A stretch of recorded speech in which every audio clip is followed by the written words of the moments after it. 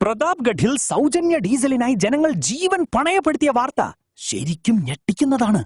സംഭവം നടന്നത് ഉത്തർപ്രദേശിലെ പ്രതാപ്ഗഡ് ജില്ലയിലുള്ള ഹദ്ഗവാന പോലീസ് സ്റ്റേഷൻ പരിധിയിൽ ദേശീയപാത 19 ഈ അപകടം നടന്നത്.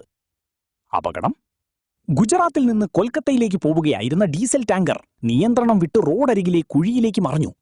ജനങ്ങളുടെ തള്ളിക്കയറ്റം. ടാങ്കർ മറിഞ്ഞതോടെ അതിൽ നിന്ന് ഡീസൽ പുറത്തേക്ക് ഒഴുകാൻ തുടങ്ങി.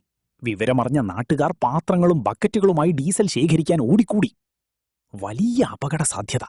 ടാങ്കറിൽ നിന്ന് ഇന്ധനം ചോരുമ്പോൾ ഒരു ചെറിയ തീപ്പൊരി പോലും വൻ സ്ഫോടനത്തിന് കാരണമായേക്കാം. എന്നാൽ ഈ അപകടം തിരിച്ചറിയാതെയാണ് സ്ത്രീകളും കുട്ടികളും അടക്കമുള്ളവർ ഡീസൽ കോരിയെടുക്കാൻ മത്സരിച്ചത്. പോലീസ് നടപടി.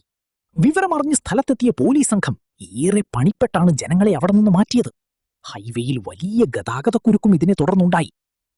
ശ്രദ്ധിക്കേണ്ട കാര്യം, ഇത്തരത്തിൽ ഇന്ധന ടാങ്കറുകൾ അപകടത്തിൽപ്പെടുമ്പോൾ സമീപത്ത് പോകുന്നത് ആത്മഹത്യാപരമാണ്. ഇന്ധനം ശേഖരിക്കുന്നതിനേക്കാൾ സ്വന്തം ജീവനാണ് വില നൽകേണ്ടതെന്ന് ഇത്തരം സംഭവങ്ങൾ നമ്മെ ഓർമ്മിപ്പിക്കുന്നു. ഭാഗ്യവശാൽ ഈ സംഭവത്തിൽ വലിയൊരു ദുരന്തം ഒഴിവായി.